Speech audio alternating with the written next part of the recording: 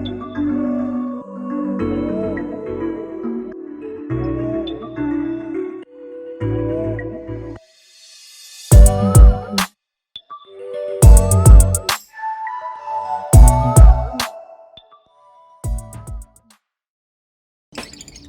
guys, welcome to my vlog. Yeah. And here is Tiny. Yun na, lumipad. Go Biggie, go Biggie. Ito po niya nagpapahawak guys, oh. Mabait po to guys. Yan. Ayan.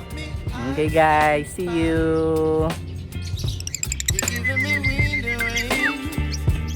Some kind of butterfly. Baby, you give me midnight. You whip up my appetite. Don't leave me here high and dry. Oh,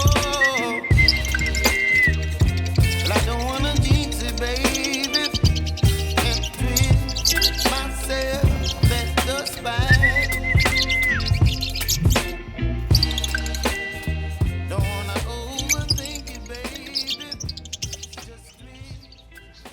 Hello guys, good morning. Welcome again to our vlog, Zoe's Love for Pets. So ngayon guys, meron po akong announcement na gagawin. Kasi ito pong nasa likod ko yung mga alaga nating lovebirds. Kung makikita nyo, ito sila, 5 sila na magkakapatid. Tapos meron tayong isa doon na faded na maganda siya, para siyang cotton kulay. Hindi ko alam kung follow ano ba siya, Fisher. Pero yun po yung isa, dagit po yun guys, na meron na rin siyang 4 na eggs doon. Hindi ko alam yung eggs niya, check natin later kung ano na siya, kung na-hatch na yung eggs, kasi it's about mga 3 weeks na siguro. Tapos yung nanay naman nung 5 to, hand feed kasi itong mababait to, ayan oh, hindi sila takot.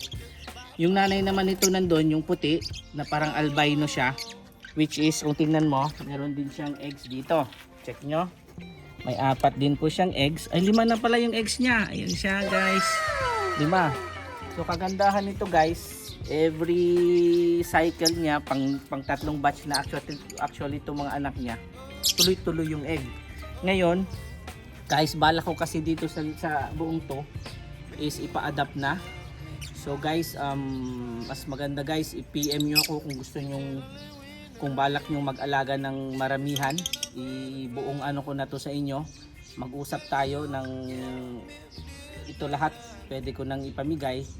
Actually hindi pamigay, magbibid tayo kung ano yung mapagkasunduan natin na presyo, full na nating pag-usapan. Kasi guys, balak kasi naming mag-invest instead of gumawa sana ng malaking bahay nila. Kasi maganda kasi ito kung meron kang malaking bahay sa loob, pwede mo silang malalaro kasi nga mababait naman to mga to.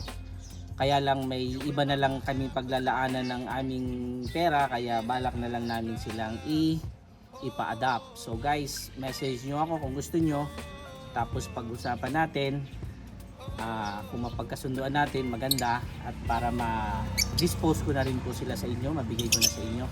So check na lang natin muna guys yung isang nest, kung ano na yung ano nila, kalagayan. So tatry kong kukunin, nandan yung nanay sa labas. So hinahinay tayo, hinahinay lang tayo, baka makalabas yung iba. Ayan. Op. Okay. Okay guys, check natin dito sa baba. Dito na lang. Nasaan yung ano, yan. Ayan guys, check natin. Op. Kalda. Uy, ang dami. 1, 2, 3, 4, 5, 6. 6 po yung egg niya guys. 6. So possibly to mga within 1 to 2 weeks mag-hatch na yan. Yung nanay niya magandang klase. So babalik lang natin.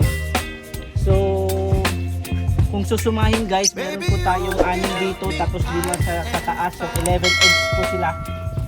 Kung titignan nyo, 11 eggs.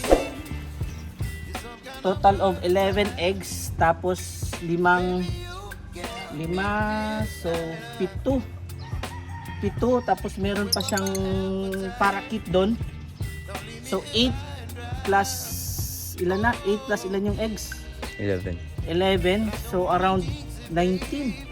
Almost 20 pieces na po sila guys. Bibigay ko ng promo or mapagkasunduan nating price para mabigay ko na to guys. So sana usap tayo and then we will see what we can come up. So guys, thank you guys.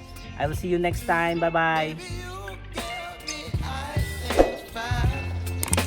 Giving me wind and rain. You're some kind of butterfly. Baby, you give me midnight. Hello, Tiny. You whip up Come my here. appetite. Don't leave me here high and dry. Tiny. Oh, but I don't wanna jinx it, baby. Let's not get ahead of my Come here, Tiny. oh. But I don't wanna miss you, baby. So I stand up Hello, Tiny. What's up? by my oh. Yan sila guys. Busy sila naglalaro. Ito si Biggie busy sa kalalaro ng buhok ko. Gusto niya yung buhok ko. Dami kasi yung puting buhok. Yan. Nagahan yan guys. Ano siya. Mabait yan no. Tingnan mo. Papahawak. Agad pa yan. You chilling with the rain. Sinisa naman. Gonna butterfly. Wala. Yun. Baby, you give me midnight. You whip up my